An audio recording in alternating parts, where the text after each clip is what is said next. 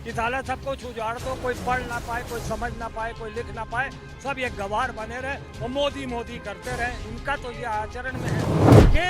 ये वो पार्टी है हिंदू के साथ खड़ी होती है तो कहते हैं 20% की चूड़ी टाइट कर रहे हैं। ये मुसलमानों के साथ खड़े होते हैं तो कहते हैं 80% की चूड़ी टाइट कर रहे हैं। इनको तो खुद ही नहीं पता इनका नेता कितना गद्दार है देश में जो बैठा हुआ है। और जो किसी भी झुग्गी झोपड़ी में रह रहे हो, जितने भी बनाए हो, अवैध कब्जे हो, उसमें सबसे पहले उनके ऊपर कार्रवाई होनी चाहिए जो उसमें बड़े सबसे पैसा माल कमा रहे हैं। उनके ऊपर कार्रवाई हो और उनसे वसूल करके उन गरीबों को। अब बड़े बड़े अधिकारियों की संपत्ति की जांच कराइए। लेखपाल सारा करोड़पति हो गया है? एक दरोगा अरबपति हो गया है। बताइए, अब लिस्ट बताना मुझे। आप खंगालेंगे ना तो पता नहीं कितनी दौलत मिलेगी। घर नहीं गिरा रहे हैं, ये अपना घर गिरा रहे हैं, अपने राजनीति का घर गिरा रहे हैं। और यही जुल्म एक दिन भाजपा का नस्ते नाबूद कर देगा।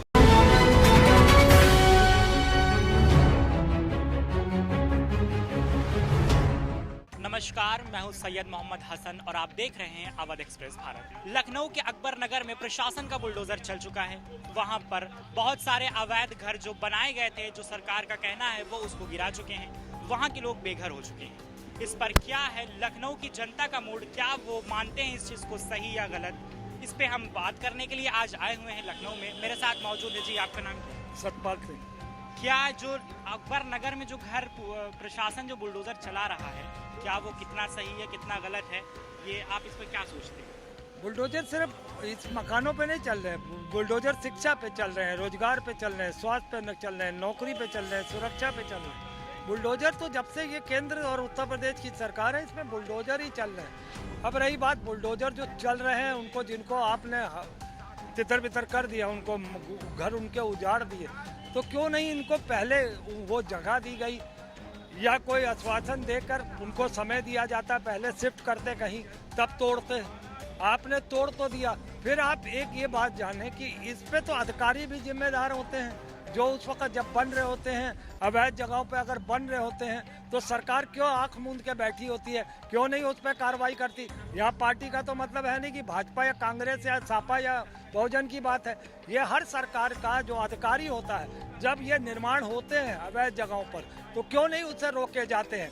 क्यों गरीब आदमी का पैसा उसे झांसे से लगा के उससे ले लिया जाता है और सपने दिखा के उसका मकान बना दिया जाता है और कुछ सालों बाद उसे फिर उजाड़ दिया जाता है, बिना उससे कुछ दिए लिए उसको बेघर कर दिया जाता है।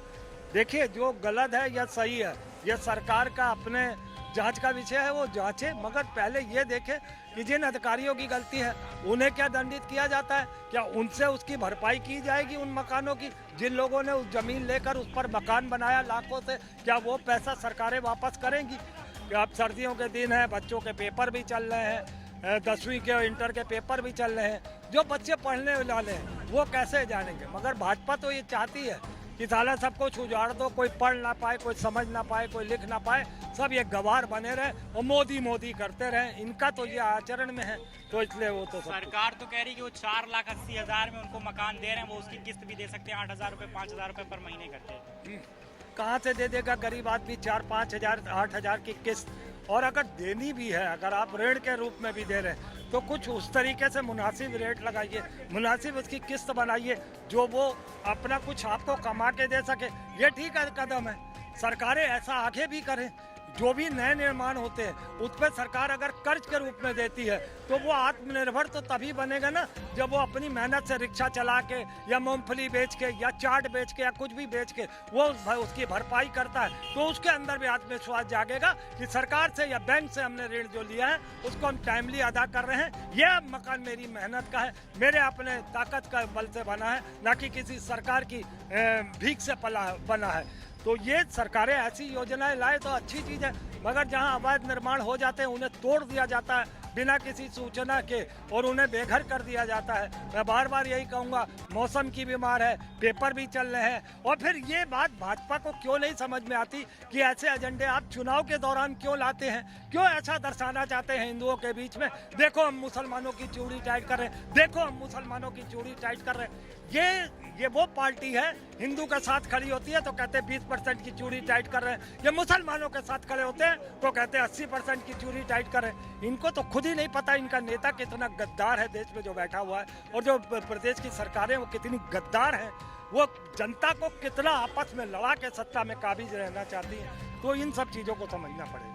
वहाँ की जो जनता वो कह रही है हमारे ऊपर जो है बम गिरा दो, हमारे ऊपर रॉकेट गिरा दो, हमको खत्म कर दो, हमको यहाँ पे रहने मत दो। इस पे आपको क्या कहना है? अब देखिए, मैं आपके चैनल के माध्यम से बता दूं कि देखिए वहाँ पे जितने भी मकान बने हुए हैं वो आज के तो है नहीं। 70 साल पुराने वहाँ की स्थिति, जो मकान सब बने हुए हैं वो उस समय के लोग रहते चले आए, उनकी पीढ़ियाँ रहती चली आई हैं। लेकिन अगर उनको भी ये चीज़ का पता था कि मैं अगर यहाँ पे मकान बनाऊँगा, आज नहीं कल कभी ना कभी एक्शन हो सकता है, क्योंकि ये सरकारी संपत्ति है। ये आपने कोई निजी खरीदा नहीं है, वहाँ पे ना आपकी रजिस्ट्री है वहाँ की। और जिस सरकार में इनके मकान बने हैं, उस समय के जो वहाँ के अधिकारी से लेके नीचे से ऊपर तक अधिकारी जितने भी थे, उनकी जांच होनी चाहिए, उनके खिलाफ एक्शन लेना चाहिए सरकार को। उस समय की जो गवर्नमेंट के रहते हुए इतना बड़ा वहाँ पे आबादी बस गई है, पक्के मकान बन गए हैं, वहाँ पे कोई छोटे मोटे मकान नहीं बने। वहाँ पे जाइए 45-45 लाख के मकान बने हुए हैं अंदर तक। वहाँ पे बहुत ज़्यादा चीज़ें हुई हैं। तो कहीं ना कहीं वहाँ पे जनता क्या है कि जनता ने क्या करा, अधिकारी ने क्या किया, सरकार ने क्या किया, वहाँ के हिसाब से सबसे पहले अधिकारी के ऊपर जांच होनी चाहिए कि पैसा ले दे के आपने मकान वहाँ खड़ा करवा दिया, सरकारी संपत्ति पे आपने मकान खड़ा करवा दिया। तो कुल मिला के अधिकारी के ऊपर जांच करें। योगी आदित्यनाथ जी से मैं अपील करना चाहता हूँ। उसके बाद जो सरकार थी प्रेजेंट टाइम में, जो उस समय की वर्तमान में सरकार के रहते हुए वहाँ पे सरकारी संपत्ति पे मकान बनता है, तो सरकार के ऊपर भी एक्शन लेना चाहिए कि आप सरकारी संपत्ति पे आपने कैसे मकान खड़ा करवा दिया, कैसे वहाँ पे इतनी आबादी बस गई। आपने क्या किया, आपकी सरकार के रहते हुए इतनी घूसखोरी हुई, सब कुछ हुआ, फिर वहाँ पे आपके अधिकारी थे। अब अधिकारी अगर पैसा ले रहा होगा तो कहीं ना कहीं वो सरकार को भी जा रहा होगा, ऐसे तो आपकी घूसखोरी चलेगी नहीं। तो कहीं ना कहीं गलती। और रही बात वर्तमान की सरकार, योगी आदित्यनाथ जी की सरकार है, अगर वो कार्रवाई हो रही है तो गलत नहीं हो रही है, वो सही हो रही है। ये तो उनको शुक्र बनाना चाहिए कि आपसे इतने साल से किराया नहीं लिया जा रहा है, कि आपने सरकारी संपत्ति पे आपने इतना मकान बना दिया, इतनी दुकानें बन गई, इतना वहाँ पे सब कुछ चल रहा है। वो तो एक कहिए, उसके बाद भी अगर आपको मकान दिया जा रहा है, किस्तों पे मकान दिया जा रहा है, तो कहीं ना कहीं वो सरकार सही काम कर रही है। क्या कहना है कि हम इतना पैसा ला नहीं पाएंगे एक बार में, चाहे 8,000 रुपये किस्त देनी हो, 5,000 रुपये किस्त देनी हो। 5 लाख का मकान जो है 4,80,000 का, वो कह रहे हैं हम अफोर्ड नहीं कर सकते, हम बेघर हो जाएंगे, सड़क पे रह लेंगे, लेकिन हम वहाँ पे नहीं जाएंगे और अपना घर नहीं छोड़ेंगे। अब देखिए, मैं आपके चैनल के माध्यम से बता दूं, घर किसी का भी टूटता है, तकलीफ होती है, चाहे वो मेरा ही क्यों ना हो। घर किसी का भी टूटेगा, वो चाहे अवैध बना हो, चाहे वो किसी तरीके का बना हो, लेकिन कहीं ना कहीं उनको समझना चाहिए। अभी नहीं समझेंगे, थोड़े टाइम बाद समझेंगे कि सरकार ने सरकारी संपत्ति पे कब्जा ले, अपनी ही चीज पे वो ले रही है, अपनी जमीन पे वो ले रही। आपकी जमीन रजिस्ट्री करी हुई नहीं, वो सरकार तोड़ ली है ना। जो आप इस तरीके की चीजें कर रहे हैं, वो आपको ही पता था कि आज निकल मेरी जमीन, यहाँ मकान कुछ भी हो सकता है, वो तो रिस्क रहता ही है। तो अगर आज वो चीज हो रहा है, और अभी थोड़ा सा उन लोग बहकावे में है, जनता वहाँ की इतनी समझदार जनता है, सब भाजपा को ही वोट देती चली आई है, वहाँ के जो पार्षद हैं सब भाजपा को ही जिताते चले आए हैं। तो कहीं ना कहीं उन लोग को अभी थोड़ा सा जो है भड़काया जा रहा है, इसलिए वो ऐसी जिद पकड़े हुए हैं। लेकिन हाँ, कुछ टाइम बाद वो जो है उस चीज़ को समझेंगे, और वो जो निर्णय दिया गया है मकान के लिए, फॉर्म भरने के लिए आवास विकास योजना में सबको मकान मिलेगा, और उन लोग भी उस चीज़ को एग्री करेंगे। इनको ये भी पता है कि इससे बढ़िया कोई गवर्नमेंट नहीं मिलेगी, हर चीज़ की सुविधा देती है, हर एक चीज़ का लाभ मिलता है इस सरकार में, वो चीज़ उन लोग जानते हैं। लेकिन हाँ, कहीं ना कहीं तीसरी चौथी पार्टी आके उस चीज़ का वहाँ पे माहौल ख़राब कर रही है भाजपा के खिलाफ। लेकिन कहीं ना कहीं वो लोग समझेंगे, जितने भी लोग हैं उन लोग को समझना भी चाहिए कि कोई सरकार इस तरीके का अगर कर रही है तो आपको गलत नहीं कर रही है, आपकी संपत्ति नहीं ले रही है। अगर आपकी संपत्ति थी, आपने रजिस्ट्री करवाई थी, तो आप उस समय पेपर दिखा देते। आप कोर्ट से गए, वहाँ आपने लड़ा, वहाँ से भी आप हार गए, क्योंकि आपके पास कोई प्रूफ नहीं है। कितना सही कितना गलत है वहाँ पे जो प्रशासन द्वारा जो कार्रवाई की जा रही है? देखिए, प्रशासन द्वारा जो कार्रवाई की जा रही है, इसको तो बहुत पहले होना चाहिए था, लेकिन जो हो रहा है वो बहुत अच्छा हो रहा है। इसलिए अच्छा हो रहा है कि सबसे बड़ी चीज़ एक है कि जो गरीब आदमी है, जिसको वाकई उसकी ज़रूरत थी, उसके आड़ में जो बड़े ये माफिया बैठे हुए हैं, और बड़े बड़े 100 कुछ लोगों का जो है वहाँ पे सब फर्नीचर हाउस है, तो क्या क्या जो है बड़े बड़े गोडाउन बनाए रखे हैं, उनके आड़ में, गरीबों के आड़ में। सबसे बड़ी चीज़ ये है कि गरीबों के आड़ में वो बना के रखे। तो जो यहाँ पे सबसे बड़ी चीज़ जहाँ किसी भी उसमें हो प्रदेश के में जो है, तो जो ये हमारे जैसे तमाम ऐसी ज़मीनें हमारे यहाँ पड़ी हुई हैं जिस पे जो बड़े बड़े माफिया हैं वो उनको वहाँ पहले झुग्गी झोपड़ी डलवा करके बसा देते हैं, उसके बाद वो फिर सारी ज़िंदगी वो दौड़ता ही रहता है। और जैसे अकबर नगर की बात है तो अकबर नगर में सबसे बड़ी जो वहाँ पे जो गरीब लोग जितने भी रहे हैं उनको उससे पहले मकान उनको अलॉट किया गया है। 4.5 लाख रुपए का मकान है जिसमें कुछ देने के बाद रजिस्ट्री हो जा रही है, उनको कब्जा दे रहे हैं, सीधे कब्जा भी दे रहे हैं उन लोगों को जो। लेकिन जो बड़े लोग जो इसके पीछे जो अपनी रोजी रोटी सेक रहे थे उनकी इसमें सबसे ज़्यादा हार उनकी है, क्योंकि वो भी कोर्ट भी गए, कोर्ट ने भी नहीं माना, हाई कोर्ट गए वो लोग, कोर्ट ने ही आदेश पे टूटा वो जो है।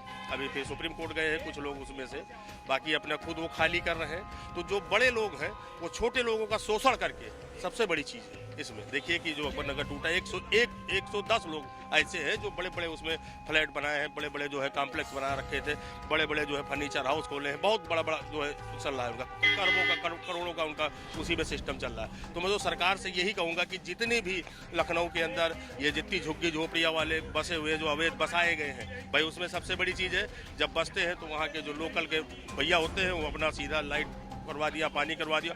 और इसमें जितने भी अधिकारी, सबसे बड़ी चीज़ ये है कि प्रशासन को ये सोचना चाहिए कि जो सबसे अधिकारी इसमें जो भी रहा हो, जिस समय से रहा हो, जिस समय से वो बसा हो, उस समय से उसके ऊपर कार्रवाई हो, पूरा जितना हर्जा खर्चा है वो सब उससे लिया जाए, क्योंकि वो गरीब हैं और वो ये कह रहे हैं, ये कह रहे हैं, मान लीजिए जो अमीर है वो तो अपना जाके रह लेगा, जो गरीब है वो कह रहा है कि हम 5 लाख 4.5 लाख रुपए जो भी है वो हम अफोर्ड नहीं कर पाएंगे। देखिए वही सबसे बड़ी चीज़ है कि जो अमीर लोग हैं सबसे बड़ी, उनकी पूरी जितने भी लोग इसमें रहे हैं, चाहे अकबर नगर रहा हो या लखनऊ के किसी भी झुग्गी झोपड़ी में रह रहे हो लोग, जितने भी बनाए हो, अवैध कब्जे हो, उसमें सबसे पहले उनके ऊपर कार्रवाई होनी चाहिए जो उसमें बड़े सबसे पैसा माल कमा रहे हैं, उनके ऊपर कार्रवाई हो और उनसे वसूल करके उन गरीबों को दिया जाए। गुंडागर्दी है। अगर घर बसा नहीं सकते हैं तो घर गिराने का हक कौन दिया? किसने हक दिया घर गिराने का? कोई सरकार आज तक इतिहास है, सपा की सरकार रही है। हम बता रहे हैं अवैध कौन है, वैध कौन है। अभी हम 1000 की लिस्ट ही लखनऊ में ये 1 मिनट के अंदर गिना देंगे। है हिम्मत सरकार की? उनका घर गिरा देगी, उनकी जमीन कब्जा कर लेगी? आप बताइए, जो झोपड़ी में रहता है वो ताकतवर होता है कि जो महल में रहता है वो ताकतवर? जमीन कौन हड़पता है? जमीन हड़पने की ताकत किसके अंदर होती है? जिसके पास शासन में पहुंच होती है, सत्ता में पहुंच होती है, वो हड़पता है। और जो जिसके पास जमीन नहीं रहती है वो अंजर बंजर भूमि में जाके रहता है। बताइए कौन सांसद जाके वहां पर रहा है? अकबर नगर में कौन संसद विधायक है? बताइए कौन उद्योगपति है? कौन गुंडा माफिया वहां बसा है कोई? गुंडा माफिया जमीन हड़पता है। पूरी लखनऊ 75% जमीन गुंडा माफिया, बड़े बड़े तानाशाह, बड़े बड़े सांसद विधायक हड़प करके बैठे हैं। है हिम्मत सरकार में? जांच करा लो, अभी पता लग जाएगा। बड़े बड़े IAS IPS, बताइए, बड़े बड़े उद्योगपति गरीबों की जमीन लूट लिए हैं और लूट करके महल बना के रह रहे हैं। है हिम्मत सरकार में? जांच कर सकती है? इसीलिए नहीं, 1 मिनट, मेरी बात कंप्लीट होने दीजिए, उसके बाद आप बोलिएगा। मेरी बात कंप्लीट होने दीजिए। है हिम्मत? मैं लिस्ट देता हूँ।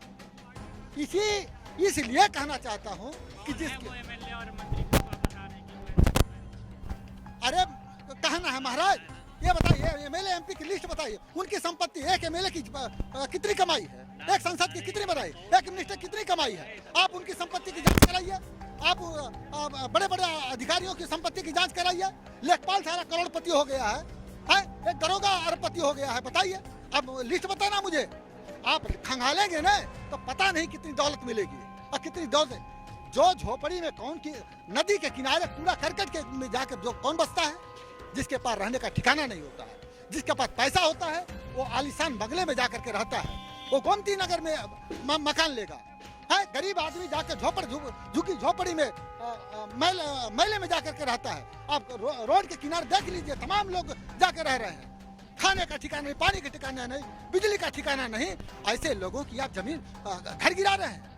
मैं बता रहा हूँ कि ये घर नहीं गिरा रहे हैं, ये अपना घर गिरा रहे हैं, अपने राजनीति का घर गिरा रहे हैं। और यही जुल्म एक दिन भाजपा का नस्ते नाबूद कर देगा। बात अपनी खत्म करता हूं। आप देख रहे थे लखनऊ के लोगों के विचार अकबर नगर पर, वो क्या सोचते हैं और उनका क्या मानना है। कैमरामैन सनी के साथ मैं सैयद मोहम्मद हसन, अवध एक्सप्रेस भारत।